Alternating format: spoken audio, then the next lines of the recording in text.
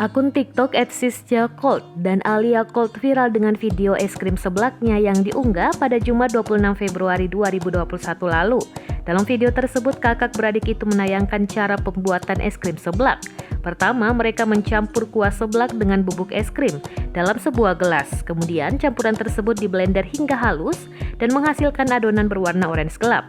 Adonan tersebut lantas dimasukkan ke mesin es dan menghasilkan adonan es krim yang berwarna putih kecoklatan. Kemudian es krim yang telah siap santap itu mereka letakkan dalam kon es krim dan dihiasi dengan topping isian seblak. Isian itu diantaranya ada ayam, ceker, makaroni, dan kerupuk bakso. Video yang ditayangkan di TikTok dan Instagram itu langsung viral dan disukai lebih dari 260.000 kali. Es krim biasanya bercita rasa buah-buahan, kopi, dan coklat. Namun, inovasi es krim layaknya jenis makanan lain tak berhenti di satu titik. Es krim terus berkembang, inovasinya lebih keragam cita rasa. Sebelum ada es krim samyang, viral pula es krim rasa Indomie goreng.